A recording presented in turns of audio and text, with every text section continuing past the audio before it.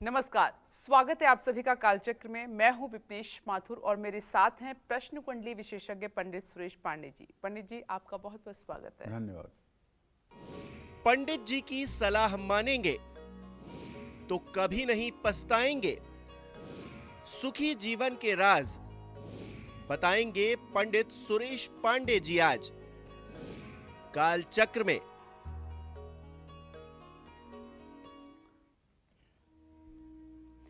जी हाँ, अगर आपको भी लाइफ में अब तक असफलता, उदासी, नुकसान और परेशानियां उठानी पड़ी हैं तो घबराइए नहीं, क्योंकि आज पंडित जी आपको आपकी राशि अनुसार सलाह देने वाले हैं। साथ ही आज 12 राशि वालों को पंडित जी वो खास उपाय भी बताएंगे जिसे करने के बाद मिलेगी निरोगी काया, घर आएगी माया, संतान होगी आज्ञाकारी और आप बनेंगे भाग्यशाली। अपने वर्तमान और भविष्य को बेहतरीन बनाने के लिए पूरे 1 घंटे बने रहिए हमारे साथ और ध्यान से देखिए आज का कालचक्र। तो आज पंडित जी आपको राशि अनुसार बेहद दिलचस्प जानकारी देने वाले हैं। तो चलिए अपनी इस चर्चा को शुरू करते हुए सबसे पहले बात करते हैं मेष राशि वालों की। मेष राशि वाले अपने समय को बेहतरीन बनाने और तरक्की पाने के लिए कौन से खास उपाय करें, साथ ही वो कौन सी सलाह है जो पंडित जी आज मेष राशि वाले जातकों को देने वाले हैं, आइए जानते हैं।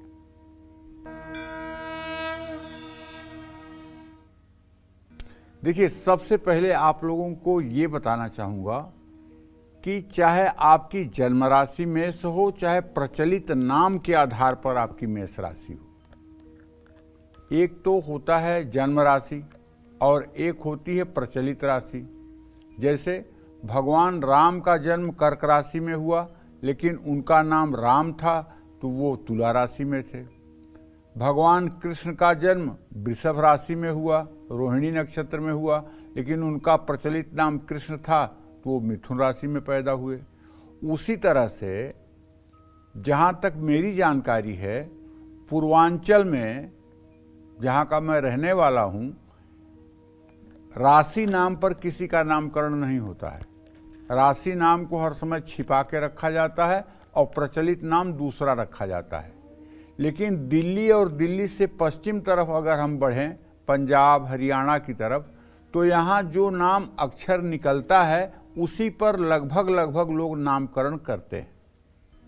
वहाँ की मान्यता ये है कि असली नाम अगर प्रकाशित होगा तो इस पर जादू टोना अभिचार तंत्र मंत्र का प्रयोग हो जाएगा, इसलिए नहीं रखते हैं और यहाँ के लोग रखते हैं। तो कहने का मतलब ये है कि चाहे आपकी प्रचलित नाम के हिसाब से मेष राशि हो और चाहे आपकी जन्म के हिसाब से मेष राशि हो, मेष राशि होने का मतलब है चू चे चो ला ली लू ले लो अ। ये 9 अक्षर जो है ये मेष राशि के हैं। इन अक्षरों पर अगर आपका नाम शुरू होता है तो आप मेष राशि के जातक हैं, चाहे आपका प्रचलित नाम है और चाहे आपका राशि नाम है। मेष राशि का स्थान मनुष्य के शरीर में मस्तक में होता है। मेष राशि वालों के कारक ग्रह मंगल, सूर्य और बृहस्पति हैं। मेष राशि पूरब दिशा का स्वामी होता है। मेष राशि वालों के लिए 3 मुखी रुद्राक्ष सबसे शुभ माना गया है। मेष राशि के जातकों को भगवान सूर्य को नियमित जल चढ़ाना चाहिए और गायत्री की उपासना करनी चाहिए। अगर ज़्यादा नहीं कर सकते तो कम से कम 24 बार गायत्री जरूर बोलिएगा। इससे क्या होगा, आपका आत्मविश्वास कभी कम नहीं होगा और आपका अगर आत्मविश्वास अच्छा होगा तो आप अपने जिंदगी में आने वाली समस्याओं का समाधान कर पाएंगे। गायत्री छंदसाम मातेत, गायत्री वेदों की माता है। गायत्री के प्रभाव को कहने में सरस्वती भी असमर्थ हैं। अगर आप ज़्यादा नहीं कह सकते तो 24 बार तो गायत्री जरूर कहिए। और ये गायत्री एक ऐसा मंत्र है जो अटक से कटक तक, कन्याकुमारी से कश्मीर तक हर गार्जियन अपने बच्चे को बचपन में ही सिखा देता है। यही एक ऐसा मंत्र है जो पूरे भारत के सनातन धर्मियों को लगभग पूछने पर याद मिलता है। तो आप 24 बार अगर गायत्री मंत्र का जप करते रहेंगे सूर्य को जल देने के बाद, तो आपके अंदर सकारात्मक ऊर्जा का प्रवाह बना रहेगा। मेष राशि के जातकों के लिए भाग्य भाव का अधिपति बृहस्पति होता है। ऐसे में भाग्योदय और आर्थिक उन्नति के लिए भगवान श्री हरि विष्णु राम कृष्ण की पूजा करनी चाहिए। आत्मविश्वास बढ़ाने के लिए और कष्टों से मुक्ति पाने के लिए मेष राशि के जातकों को हनुमान जी की पूजा जरूर करनी चाहिए। हाँ, एक जरूर चीज कहना चाहूँगा, यदि आपकी मेष राशि है तो किसी से आपको मुफ्त में कोई चीज नहीं लेना चाहिए। मुफ्त में यदि कोई चीज आप उपहार ले रहे हैं तो इससे आपकी उन्नति प्रभावित होगी, इसमें कोई दो राय नहीं है, क्योंकि मुफ्त की चीजें आपको नहीं फलेंगी। और भाई और पिता से चाहे जितनी विकट परिस्थिति हो, आपको विवाद नहीं करना चाहिए। भाई और पिता का हर समय सम्मान करना चाहिए और हर समय सामंजस्य बनाकर रखना चाहिए अगर आप विकास करना चाहते हैं तो। आंत और दांत की सफाई का ध्यान रखें। घर आए मेहमानों को मीठा जरूर खिलाएं और क्रोध बिल्कुल ना करें। देखिए, अब ये बात मैं क्यों कह रहा हूँ क्रोध बिल्कुल ना करें, इसलिए कि मेष राशि वाले बहुत शॉर्ट टेम्पर्ड होते हैं, क्योंकि इनका राशि स्वामी मंगल है। क्रोधो पराक्रमो भौम, क्रोध और पराक्रम का कारक ग्रह मंगल है। और अगर मंगल स्वामी है और मेष राशि का जातक है और उसको क्रोध ना आए, ये हो ही नहीं सकता। मेष राशि के जातकों को एक क्षण के लिए इतना क्रोध आता है कि जैसे ज्वालामुखी फूटता है वैसे इनका क्रोध फूटता है। तो इन्हें धीरे धीरे अभ्यास करना चाहिए क्रोध को समाप्त करने के लिए। अपने क्रोध को कम करने के लिए इन्हें धीरे धीरे प्रयास करना चाहिए। जब क्रोध आए तो क्या करना चाहिए, जैसे गुस्सा आया, कुछ बहुत बुरा आप बोलने वाले हैं किसी को, या आप हाथ उठाने वाले हैं किसी के ऊपर, तो उस समय आप बोलिए सीताराम सीताराम सीताराम सीताराम, 5 बार बोलिए सीताराम सीताराम।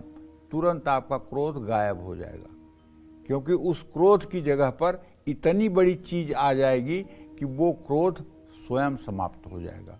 शर्माइए मत, शर्मिंदा मत होइए ये कहने में कि हम जोर जोर से सीताराम बोलेंगे तो दुनिया क्या सोचेगी, पागल हो गया है। अरे नहीं, क्रोध को भगाने का यही एक तरीका है। अगर क्रोध आ गया है और वो क्रोध आपका नुकसान करने वाला है तो सीताराम सीताराम 5 बार करने से क्रोध गायब हो जाएगा। इसको करके देख लीजिए। जय मां विंध्यवासिनी। और चलिए अब बात करते हैं वृषभ राशि वालों की। धन लाभ, अच्छी नौकरी और कारोबार बढ़ाने के लिए वृषभ राशि वाले कौन से खास उपाय करें, और साथ ही वो कौन सी सलाह है जो आज पंडित जी वृषभ राशि वालों को देने वाले हैं, आइए जानते हैं।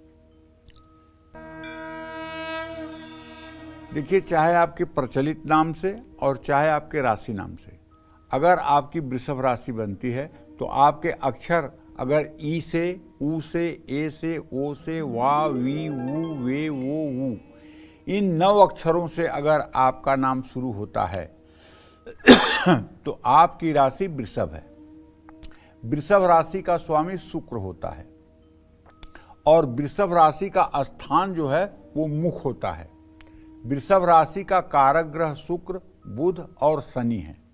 आपके लिए 6 मुखी रुद्राक्ष शुभकारी माना जाता है।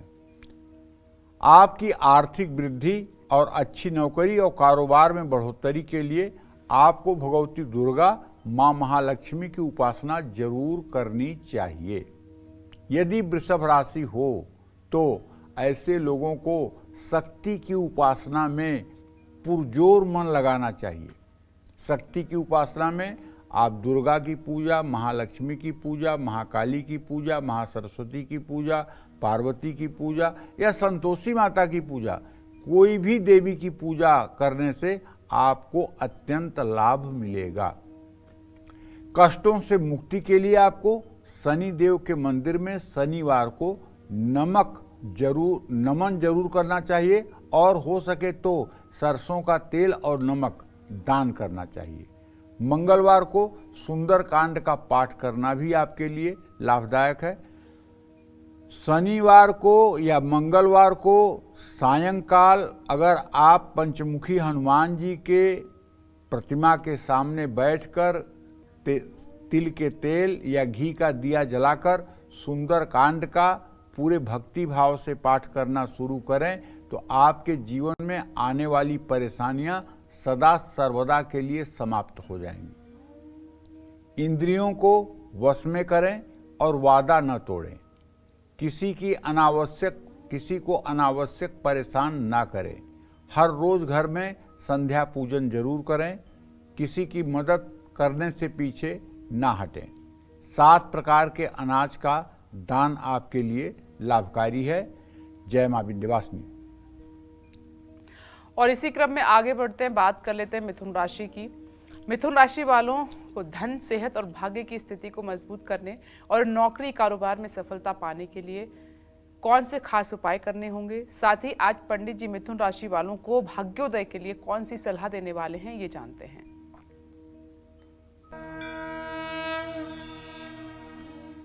देखिए, चाहे आप अपने प्रचलित नाम से और चाहे राशि नाम से अगर मिथुन राशि के जातक हैं तो निश्चित है का, की, कु, के, को, घ, अंग, छ, ह, ये इतने अक्षर जो है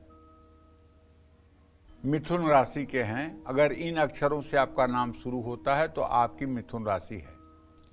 ये राशि वायु तत्व प्रधान राशि है और मिथुन राशि का स्वामी ग्रह बुध है। मिथुन राशि का स्थान छाती है, बाजू और श्वास नली में इसका स्थान है, कंठ पर भी इसका स्थान है। आपको हर समय 4 मुखी रुद्राक्ष शुभकारी है। धन, सेहत और भाग्य की स्थिति को मजबूत करने के लिए मिथुन राशि के जातकों को भगवान गणेश की उपासना जरूर करनी चाहिए। गणेशो साक्षात कृष्ण, गणेश साक्षात कृष्ण हैं, ये बात भी ध्यान में रखना चाहिए।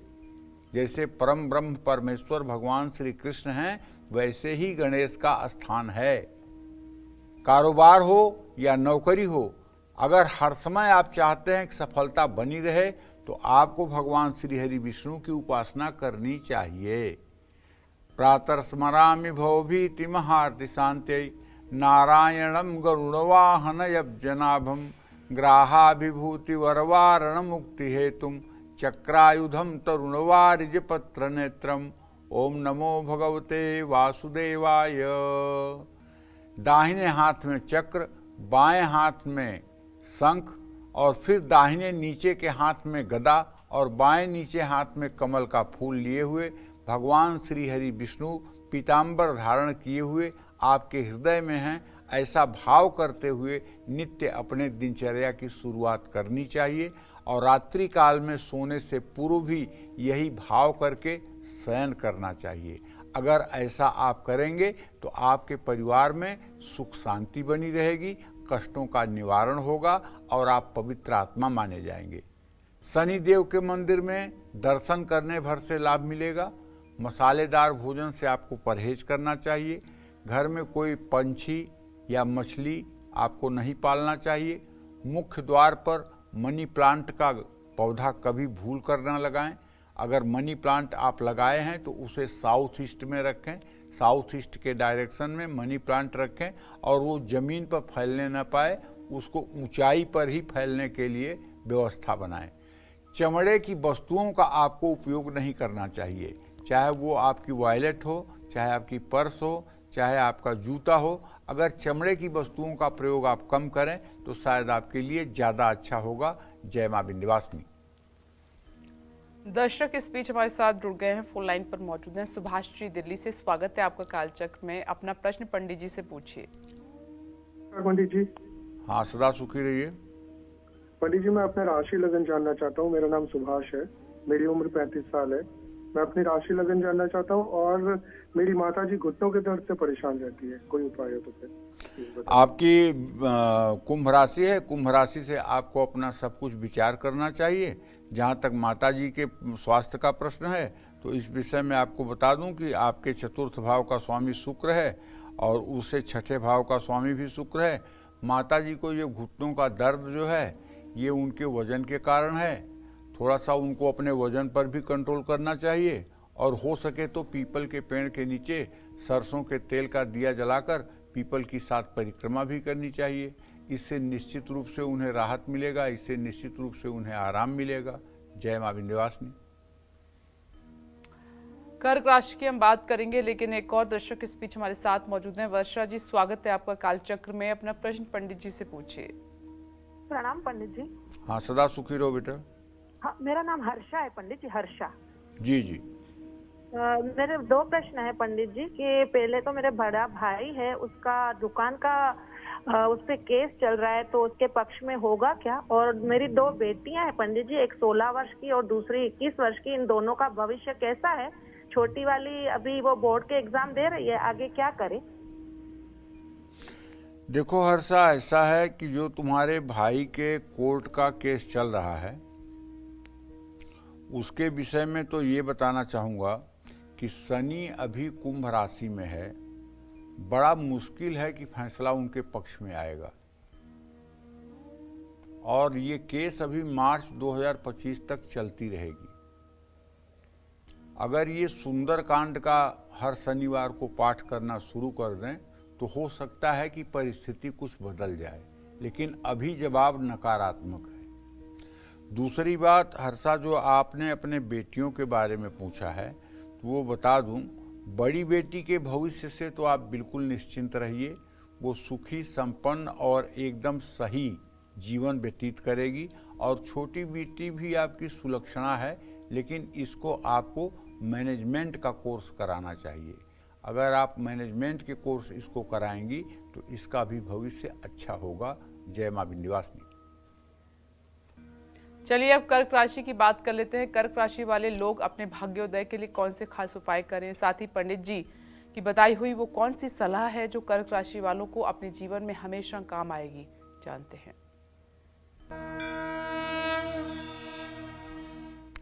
देखिए, चाहे आपकी प्रचलित राशि कर्क है, चाहे आपकी पुकार राशि कर्क है, हु हे होडा डीडू डेडो, ये नाम अक्षर 9 अक्षर कर्क राशि के हैं। और कर्क राशि जो है ये जल तत्व प्रधान राशि है।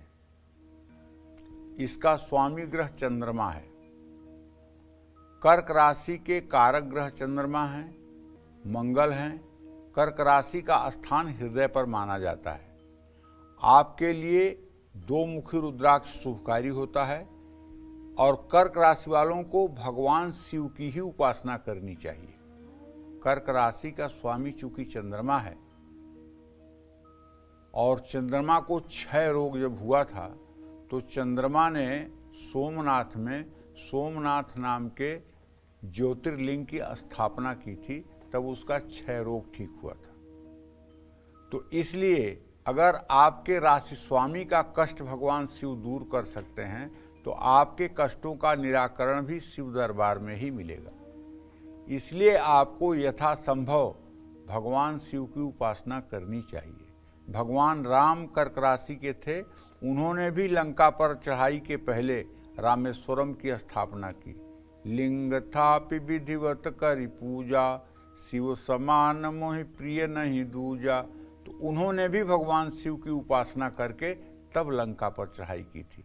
अगर आपकी कर्क राशि है तो आप मेरा आग्रह मान लीजिए कि आप और देवी देवताओं की पूजा करिए, मैं मना नहीं करूंगा, लेकिन आपके मुख्य आराध्य देव, आपके मुख्य इष्ट देव भगवान शिव होने चाहिए। और आपको रुद्राक्ष की माला पहनना भी चाहिए, और रुद्राक्ष की माला पर आपको ओम नमः शिवाय मंत्र का यथासंभव जप भी करना चाहिए। ये पंचाक्षर मंत्र आपके जीवन के समस्त कष्टों का निवारण करने वाला होगा।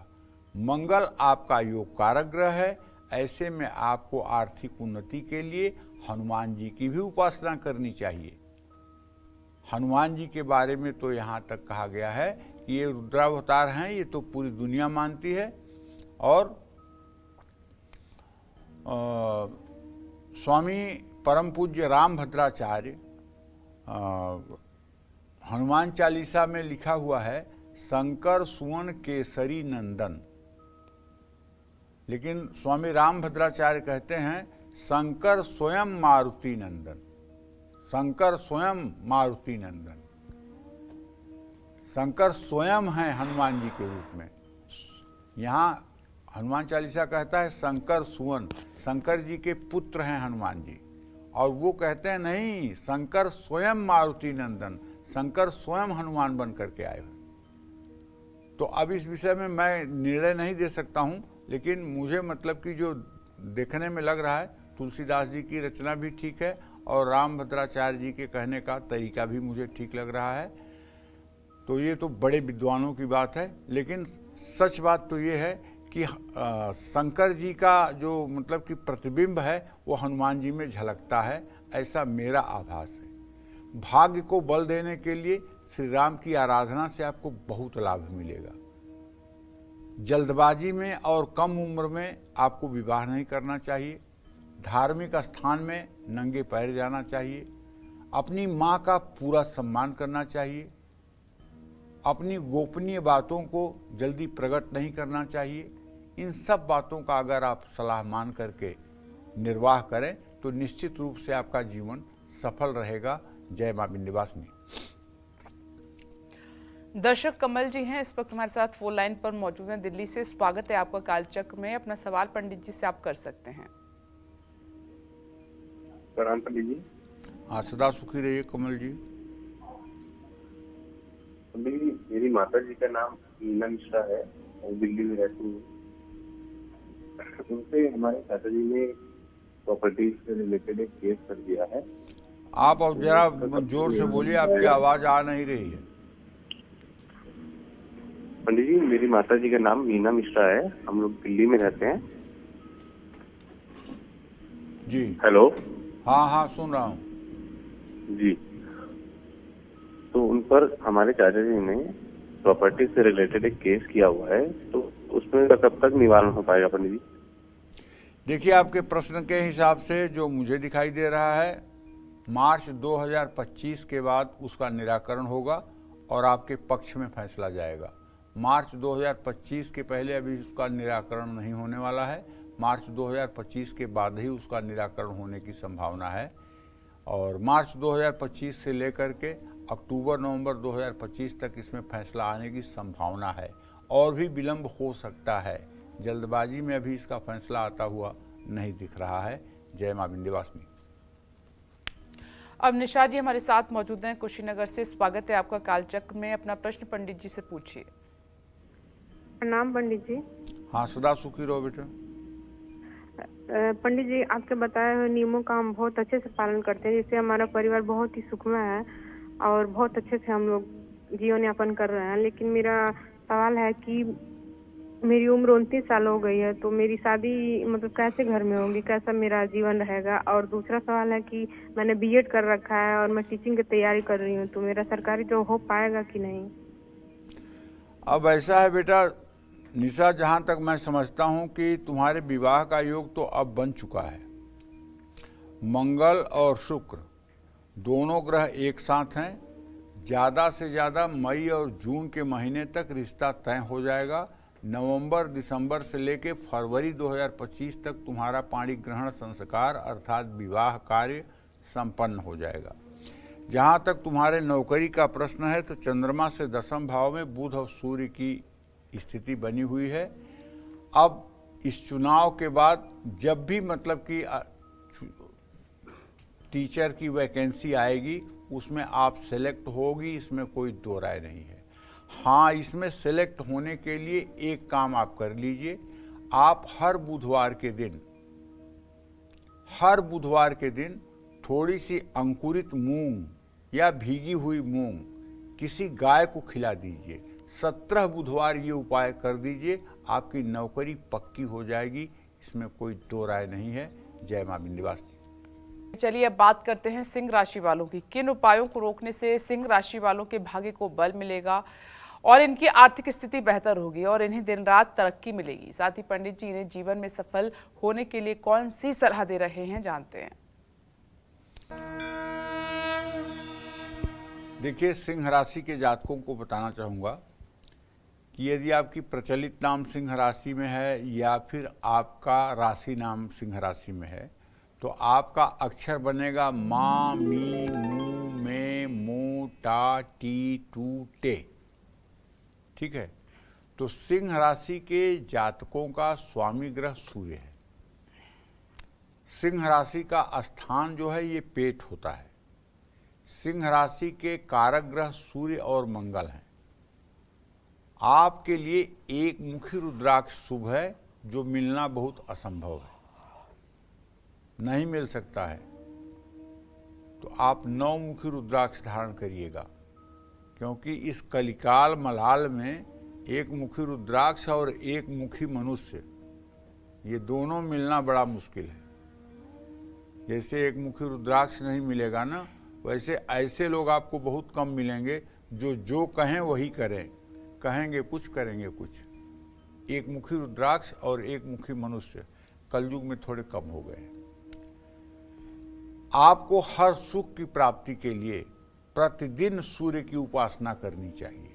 एकदम आपको ब्रह्म मुहूर्त में उठ करके अगर संभव है स्नान ध्यान करके सूर्य को अर्घ्य देना चाहिए, गायत्री की उपासना करनी चाहिए, और हो सके तो अग्निहोत्र करना चाहिए। अग्निहोत्र का मतलब आप समझिए, तांबे के हवन कुंड में आम की लकड़ियां जला करके कपूर से, और घी, चीनी, शहद और काले तिल से चांदी के चम्मच से गायत्री मंत्र के द्वारा 108 बार हवन करना चाहिए।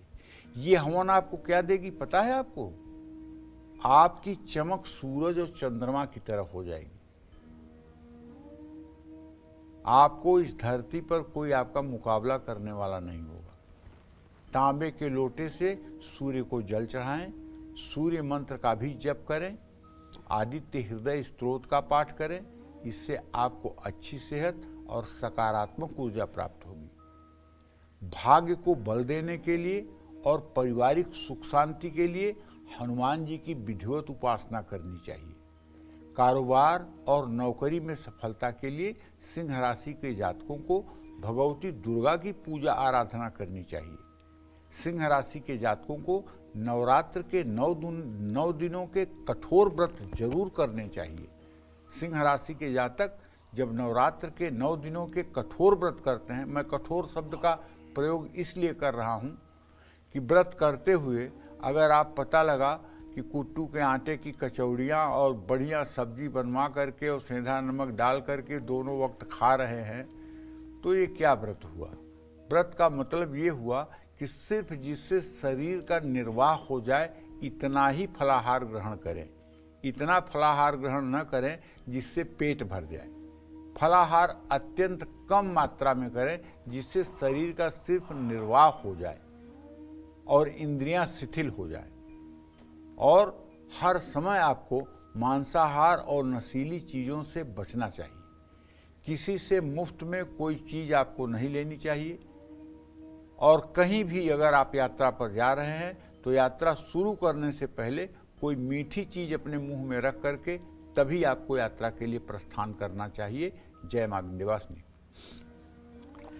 चलिए अब बात कर लेते हैं कन्या राशि की। कन्या राशि वाले लोग अपने भाग्योदय के लिए कौन से खास उपाय करें, साथ ही पंडित जी की बताई हुई वो कौन सी सलाह है जो कन्या राशि वाले जातकों को अपने जीवन में हमेशा काम आने वाली है, सुनिए। देखिए, यदि आपका प्रचलित नाम या आपकी राशि नाम कन्या राशि के अंतर्गत आती है तो इसमें जो अक्षर हैं वो है ओ, प, पी, पू, श, ड़, ठ, पे, पो। ये पृथ्वी तत्व प्रधान राशि है। इसका स्वामी ग्रह बुध है। कन्या राशि का स्थान कमर में होता है। कन्या राशि का कारक ग्रह बुध और शुक्र है। आपके लिए 4 मुखी रुद्राक्ष शुभ है। आप 5 मुखी रुद्राक्ष भी धारण कर सकते हैं। कारोबार, धन और भाग्य में वृद्धि के लिए कन्या राशि के जातकों को माँ दुर्गा की उपासना करने से लाभ मिलता है। अच्छी सेहत और सफलता प्राप्ति के लिए आप भगवान गणेश की उपासना करें। जो लोग गणेश और लक्ष्मी की साधना एक साथ करते हैं, कन्या राशि के जातक, उनके जीवन में कभी किसी चीज़ का अभाव नहीं होता है। अगर आपके परिवार में सुख शांति नहीं है, परिवार में कलह की स्थिति है तो निश्चित रूप से आपको राम दरबार का चित्र अपने घर में लगा लेना चाहिए और भगवान श्री राम की पूजा अर्चना करनी चाहिए। राम रक्षा स्तोत्र का पाठ अगर सुबह शाम आपने करना शुरू कर दिया तो आपके घर से कलह सदा सर्वदा के लिए समाप्त हो जाएगी।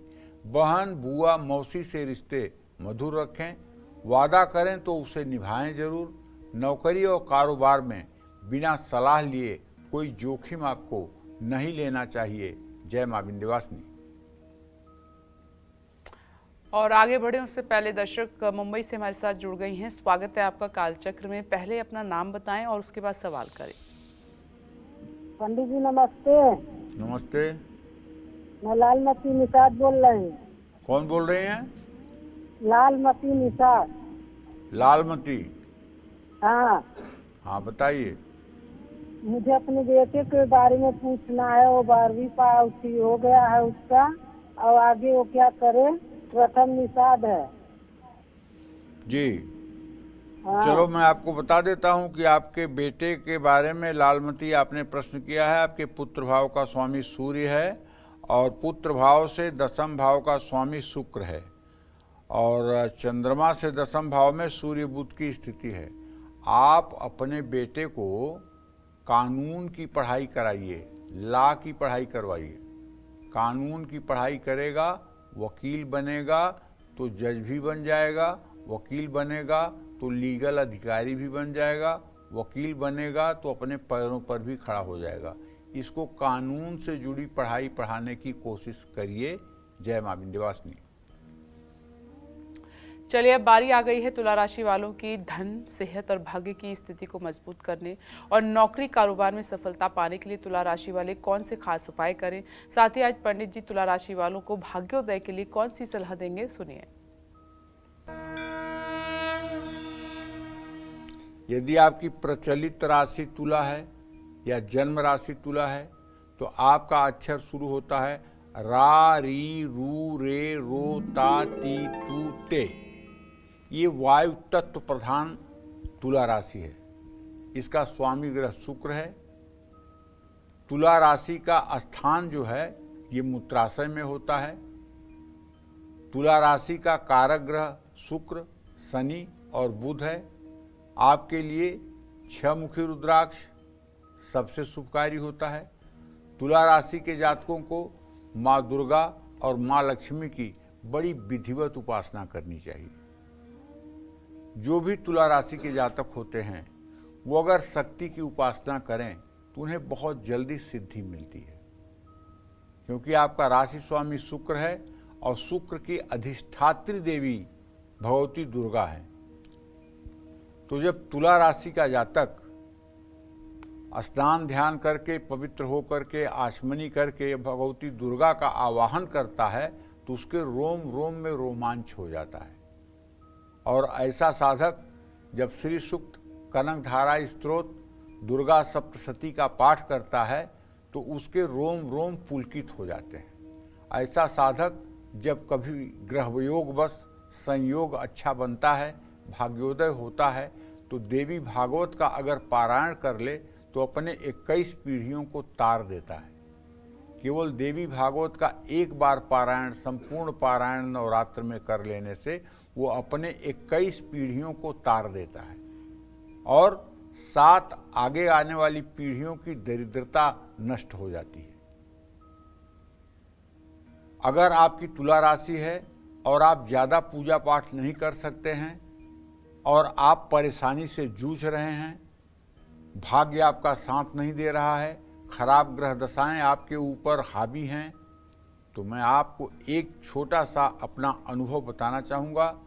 आप श्रीमद् देवी भागवत महापुराण में 12 स्कंध, 12वें स्कंद का पहले अध्याय से 6वें अध्याय तक का रोज पाठ करना सुबह शाम शुरू करिए।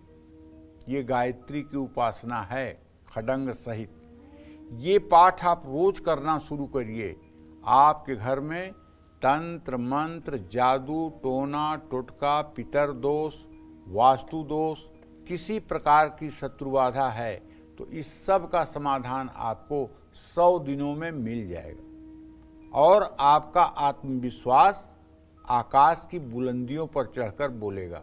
बस आप संयमित रहें, आप पूर्ण रूपेण अनुशासन में रहें, आपका खान पान चरित्र सुंदर हो, किसी प्रकार से उसमें किंतु परंतु की संभावना न हो। आप एक योगी की भांति अपना जीवन जीते हुए अगर ये उपासना शुरू कर दें तो आप अपने दुर्भाग्य को सौभाग्य में बदल सकते हैं। मैं फिर एक बार कह रहा हूँ, मनुष्य कोई कबूतर नहीं है कि भगवान ने जो लिख दिया है वही होना है, ऐसा कुछ नहीं है। हम कर्म करने के लिए बुद्धि और विवेक हमको मिला है। भगवान ने 83,99,999 योनियों के बाद मुझे मनुष्य योनि में भेजा है, और इस योनि में आने के बाद हम शुभ कर्म करके अपने भाग्य को बदल सकते हैं। हम अपने प्रारब्ध को भी बदल सकते हैं शुभ कर्मों के द्वारा। वो शुभ कर्म क्या होते हैं? ईश्वर की शरणागति, ईश्वर को अपने आप को समर्पित करना, और सब कुछ ईश्वर देख रहा है ऐसा मान करके जीवन जीना।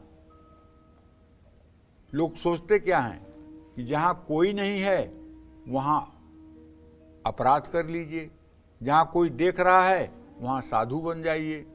तो भगवान तो वहाँ भी देखता है जहाँ कोई नहीं देखता है। तो आप मनुष्य से डरते हैं, भगवान से नहीं डरते हैं। भगवान से डरने की जरूरत है, मनुष्य से डरने की क्या जरूरत है? देखिए, आपका योग कारक ग्रह शनि है। ऐसे में अगर आप शनि देव के मंत्रों का जप करेंगे तो इससे भी आपके परिवार में सुख शांति रहेगी, बच्चों का भाग्य संवरेगा, संतान सुख की प्राप्ति होगी, वैवाहिक जीवन अच्छा रहे, इसके लिए हर रोज आपको सुंदरकांड का पाठ करना चाहिए। कारोबार, सेहत, आत्मविश्वास के लिए माँ पार्वती की पूजा करनी चाहिए। आपको रोज भोजन करने से पहले एक रोटी गाय को जरूर देनी चाहिए, और थोड़ा सा भोजन आपको कुत्ते के लिए और कौवे के लिए छोड़ना चाहिए। खट्टा नहीं खाना चाहिए। अपने घर और शरीर में दोनों जगह साफ सफाई रखना चाहिए। साफ सुथरा बिना कटा फटा कपड़ा आपको पहनना चाहिए। सुगंधित इत्र या परफ्यूम का आप प्रयोग कर सकते हैं। कर्म और मन से दोनों से पवित्र रहने की कोशिश करें। जय मां विंध्यवासिनी। चलिए अब बात करते हैं वृश्चिक राशि वालों की। शारीरिक और मानसिक स्वास्थ्य के लिए वृश्चिक राशि वालों को किसकी पूजा करनी चाहिए?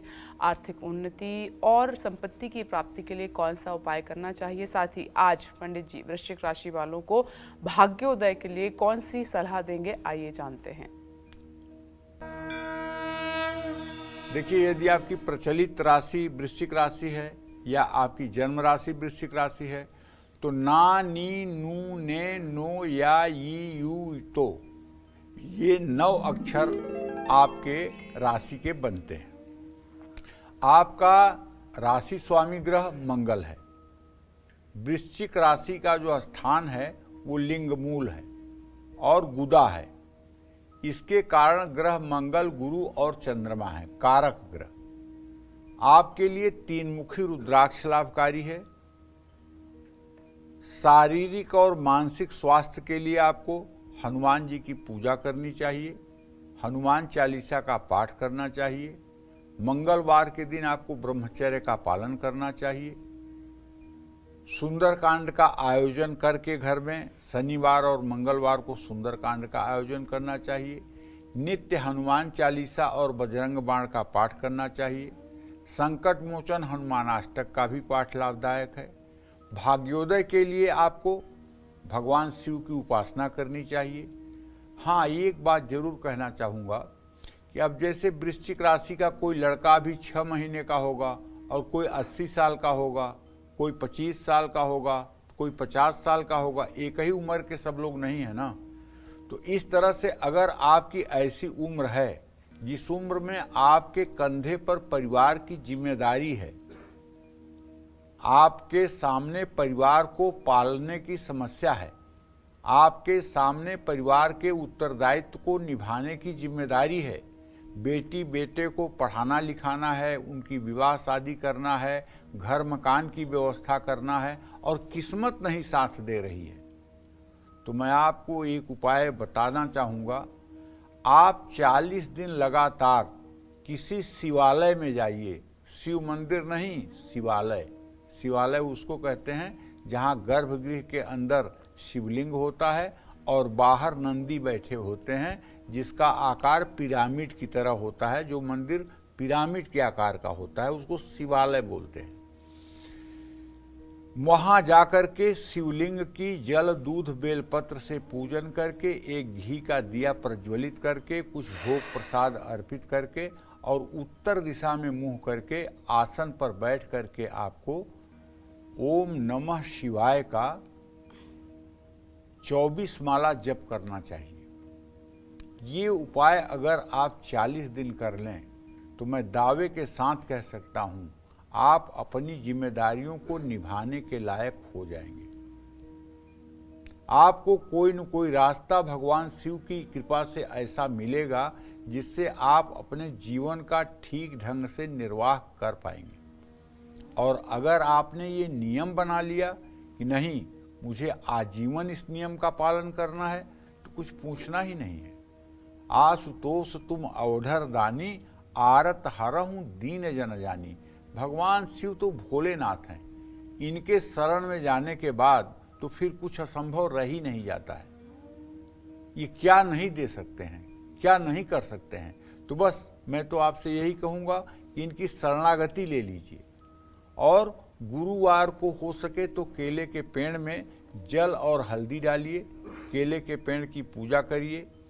किसी से मुफ्त में कोई चीज़ आप गिफ्ट में या उपहार में अगर लेंगे तो इससे आपको नुकसान होगा, लेकिन अगर संकोच बस आपको लेना पड़ रहा है तो आप ले लीजिए, उसको फिर आप आगे किसी को दे दीजिए, उसका उपयोग मत करिए।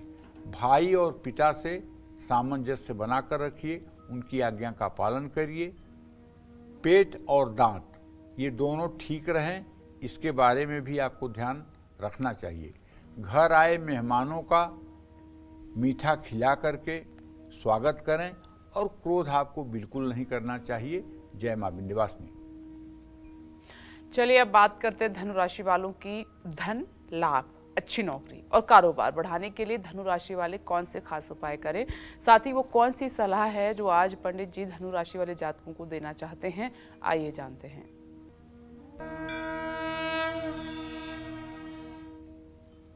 देखिए, वैसे जन्म राशि जो है ये सिर्फ विवाह में चिंतन की जाती है। जन्म राशि का जो सबसे ज़्यादा अभिप्राय होता है वो विवाह के समय होता है। बाकी यात्रा में, युद्ध में, व्यापार में, मुकदमे में, व्यवसाय में, साझेदारी में, हर जगह प्रचलित राशि ही जो है काम करती है। ये बात एकदम जन्म राशि न चिंतित। यात्रा में, व्यापार में, शत्रुता में, युद्ध में और किसी प्रकार के सांसारिक कर्म में जन्म राशि न चिंतित। जन्म राशि का चिंतन नहीं किया जाता है, नाम राशि का चिंतन किया जाता है। जैसे आपका नाम जो है उसी अक्षर पर जो राशि बनती है उसी के अनुसार सुख दुख आपको मिलने वाला है। तो जिन लोगों का नाम ए, यो, भ, भी, भू, ध, फ, ढ, भा इन अक्षरों से शुरू होता है, ये वायु तत्व प्रधान राशि है। धनु राशि का स्वामी ग्रह बृहस्पति है। धनु राशि का स्थान शरीर में जांघ में होता है, दोनों जांघों में होता है। धनु राशि का कारक ग्रह जो है चंद्रमा और गुरु हैं। आपके लिए 5 मुखी रुद्राक्ष धारण करना अत्यंत शुभकारी है।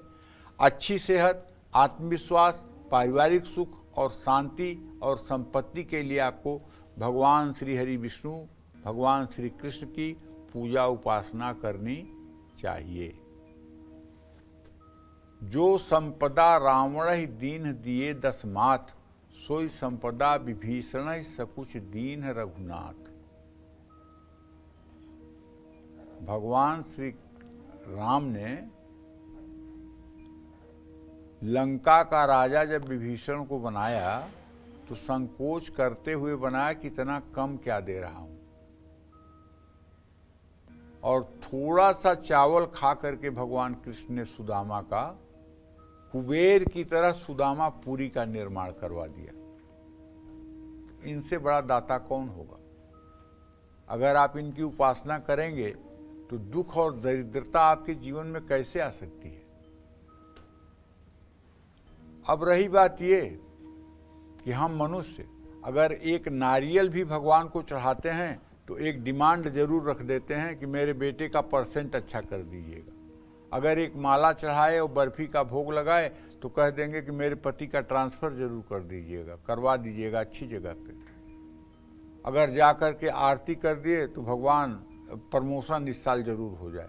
अरे कुछ एक बार तो ऐसी पूजा कर दो जिसमें कुछ न मांगो भगवान से। हर समय क्या हर समय झोली फैलाए खड़े रहते हो? पूजा करके ये कह दो कि प्रभु इसका कोई फल नहीं चाहिए, इसका कोई फल नहीं चाहिए, मैं तो आपके अधीन हूँ, मैं तो आपके श्री चरणों की रज हूँ, कोई फल नहीं चाहिए। दुख सुख जो मेरे किस्मत में होगा उसे मैं भुगत लूँगा, बस आप मुझे शक्ति और सामर्थ्य दीजिए।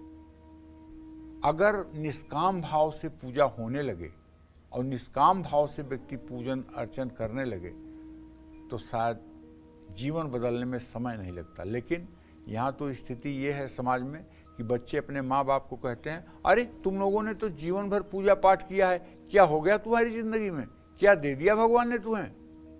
अब मतलब भगवान न हुए जैसे कोई दुकान हो गई। अरे भगवान हमें साहस देता है, भगवान हमें बल देता है, भगवान हमें दुख सुख में लड़ने की क्षमता देता है, भगवान हमें धैर्य देता है।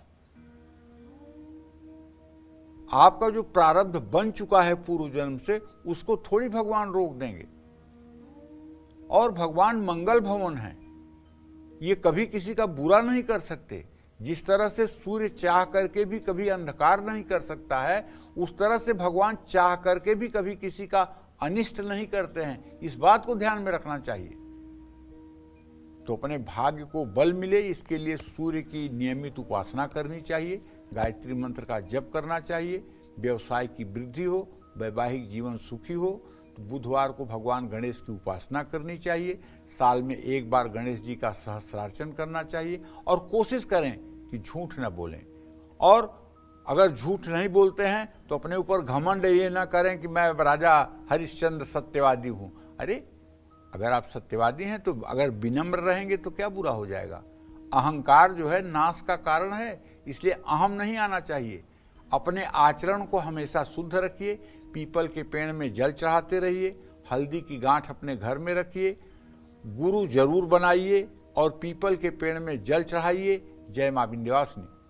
चलिए अब बात करते हैं मकर राशि वालों की। मकर राशि वाले अपने भाग्य को बेहतरीन बनाने और तरक्की पाने के लिए कौन से खास उपाय करें, साथ ही वो कौन सी सलाह है जो पंडित जी आज मकर राशि वालों को देने वाले हैं, आइए जानते हैं। देखिए, आपकी अगर प्रचलित राशि मकर राशि है या राशि नाम आपका मकर राशि में है तो आपका अक्षर होगा भो, जा, जी, खी, खू, खे, खो, ग, गी। पृथ्वी तत्व प्रधान ये आपकी मकर राशि है। आपका स्वामी ग्रह स्वयं शनिदेव है। मकर राशि का स्थान शरीर में दोनों घुटनों में माना जाता है। मकर राशि का कारक ग्रह बुध, शुक्र और शनि है। आपके लिए सातमुखी रुद्राक्ष लाभदायक है। सेहत, आत्मविश्वास, धन और भावनात्मक संतुलन के लिए शनि देव के मंत्रों का जप करना चाहिए। नीलांजन समाभासम रविपुत्रम यमाग्रजम छाया मार्तंड संभूतम तम नमामि शनैश्चरम। अगर इस मंत्र का 108 बार नित्य आप जप कर लें तो शनि देव की कृपा हर समय आपके जीवन पर बरसती रहेगी। शनिवार को शनि देव की प्रतिमा के सामने अगर जा रहे हैं तो उनके चरणों का दर्शन कीजिए, उनके मुख की तरफ देखने की दुस्साहस मत करिए। भैरव की भी आप उपासना कर सकते हैं। मंगल आपका योग कारक ग्रह है। तरक्की और कष्टों से मुक्ति, पारिवारिक सुख शांति के लिए हनुमान जी की उपासना जरूर करनी चाहिए। कारोबार में वृद्धि और स्थायित्व के लिए माँ दुर्गा की पूजा करें। शनि की वस्तुओं का दान कर सकते हैं। चींटी और कौवे को हर रोज कुछ दें। नेत्रहीन और शारीरिक रूप से अक्षम लोगों को और सफाई कर्मचारियों को, ज़रूरतमंद लोगों को कुछ दान करें और उन्हें कभी अपमानित ना करें। अपने कर्म सुधारें और पापों के लिए ईश्वर से क्षमा मांगें। जय मां विंध्यवासिनी। चलिए अब बात करते हैं कुंभ राशि वालों की। भाग्योदय के लिए कुंभ राशि वाले कौन से खास उपाय करें, साथ ही वो कौन सी सलाह है जो आज पंडित जी कुंभ राशि वालों को देने वाले हैं, जानते हैं। सबसे ज़्यादा पूरे विश्व में इसी राशि के लोग होते हैं, इनकी आबादी सबसे ज़्यादा होती है। अगर आपको विश्वास न हो तो अपने टेलीफोन की जो कांटेक्ट लिस्ट है उसको खोल के देख लीजिए। इन अक्षरों पर सबसे ज़्यादा नाम आपको मिलेंगे। तो अगर आपकी कुंभ राशि प्रचलित है या कुंभ राशि आपकी जन्म राशि है तो गु, गे, गो, सा, सी, सु, से, सो, द, ये वायु तत्व प्रधान कुंभ राशि है। शनि देव इसके स्वामी हैं। और कुंभ राशि का शरीर में स्थान जो है वो पैरों की पिंडलियां हैं। कुंभ राशि का कारक ग्रह शनि, शुक्र और बृहस्पति हैं। आपके लिए सातमुखी रुद्राक्ष वरदान है। शनि देव की उपासना करने से कुंभ राशि का आत्मविश्वास बढ़ेगा, अच्छी सेहत मिलेगी, मानसिक शांति प्राप्त होगी। आपको भगवती दुर्गा की भी आराधना करनी चाहिए। अगर आप शक्ति की उपासना करेंगे तो आपके अंदर विशेष निखार आएगा। भाग्योदय के लिए और पारिवारिक शांति के लिए माँ दुर्गा की पूजा मैं बता रहा हूँ, आपके लिए बहुत ही उत्तम है। और अगर आप माँ दुर्गा की नित्य प्रातः सायं मानस पूजा करना शुरू कर दें और मानस पूजा में यदि आप प्रवीण हो जाएं तो मैं दावे के साथ कह सकता हूँ आपकी कुंडली चाहे जितनी भी खराब हो लेकिन आपके जीवन में कहीं कोई खराबी नहीं दिखाई देगी। कारोबार में वृद्धि और स्थायित्व के लिए हनुमान जी की पूजा करनी चाहिए, भैरव जी की उपासना करना चाहिए, अपने दांत को साफ सफा रखना चाहिए, शनि की शांति के लिए महामृत्युंजय मंत्र का जप करना चाहिए। नेत्रहीन और शारीरिक रूप से अक्षम या सफाई कर्मचारी या ज़रूरतमंद लोगों का आपको बिल्कुल अपमान नहीं करना चाहिए। अपने कर्म सुधारना चाहिए और अपने गलतियों के लिए ईश्वर से क्षमा मांगना चाहिए। जय मां विंध्यवासिनी। चलिए अब बात करते हैं आज के लकी ईमेल कुंडी विजेता की। आज के हमारे ईमेल कुंडी विजेता हैं दिल्ली के रहने वाले विकास कुमार और इन्होंने ईमेल के जरिए अपने भविष्य के बारे में जानना चाहा है। इनकी डिटेल्स पंडित जी मैंने आपको पहले ही नोट करा दी है। इनके सवाल मैं आपको बता देती हूँ। इनका सवाल है कि आर्थिक दृष्टि से इनका भविष्य कैसा रहेगा। साथ ही दूसरा सवाल भी है कि इनके स्वास्थ्य भी ठीक नहीं रहता है, इसके लिए भी कुछ उपाय बताएं। देखिए ऐसा है कि विकास का जन्म 9 सितंबर 1990 को 3:55 पर प्रातःकाल हुआ है दिल्ली में। विकास आपकी कुंडली के हिसाब से बेटा कर्क लग्न में आपका जन्म हुआ है, मेष राशि है। आपके जन्म लग्न में रोग भाव का स्वामी और भाग्य भाव का स्वामी बृहस्पति केतु के साथ बैठ करके गुरु चांडाल योग बना रहा है। आपको बचपन से ही पेट के रोग की समस्या है और आप फैटी लीवर के पेशेंट हैं, आप अपना जांच करवा लीजिएगा। आपके धन भाव का स्वामी सूर्य स्वयं स्वगृही होकर के आपके धन भाव में बैठा हुआ है, लेकिन व्ययेश बुध भी बैठा हुआ है। इसलिए व्ययेश और धनेश की अगर युति है तो इसका मतलब कि आपके आमदनी और व्यय का संतुलन है। न तो आप बचा पा रहे हैं, न तो आप कर्ज में जा पा रहे हैं। अगर आप इसको ठीक करना चाहते हैं तो आपको सूर्य के मंत्र ओम घृणी सूर्याय नमः, इस मंत्र का 10 माला जप आपको करना चाहिए और कम से कम 31 दिन जरूर करना चाहिए। और दूसरी बात, आपको ऋण मोचन मंगल स्तोत्र का भी पाठ करना चाहिए, तब आपकी आर्थिक स्थिति ठीक होगी। आपके स्वास्थ्य के लिए ज़्यादा बेहतर होगा कि किसी आयुर्वेदिक चिकित्सक से अपना परामर्श लेकर के अपने पेट संबंधी, वायु विकार संबंधी, नसों से संबंधी और सरदर्द से संबंधित समस्याओं का समाधान आप पा सकते हैं। अभी आपकी चंद्रमा में केतु की अंतर्दशा चल रही है जो 13 अगस्त 2024 तक चलेगी। ये बहुत मानसिक उलझन देती है ये दशा। चंद्र केतु का ये ग्रहण दोष बहुत मानसिक अशांति देता है, बहुत मानसिक अशांति देता है। हर समय मन में कोई न कोई भय बना रहता है। इससे मुक्ति पाने के लिए आपको दुर्गा जी का मंत्र ओम ह्रीम दुन दुर्गाय नमः, इस मंत्र का 10 माला जप 100 दिन तक करना चाहिए। इससे आप निरोग होकर के और सुखी जीवन जिएंगे। जय मां विंध्यवासिनी। पूनम जी समस्तीपुर से हमारे साथ मौजूद हैं फोन लाइन पर। स्वागत है आपका कालचक्र में। अपना प्रश्न पंडित जी से पूछिए। नाम पंडित जी, हाँ, मैं सुखी अपने रहिए। पति के बारे में पूछ रही हूँ। किसके बारे में? पति के बारे में पूछ रही हूँ पंडित जी। जी उनका उम्र है 54 साल।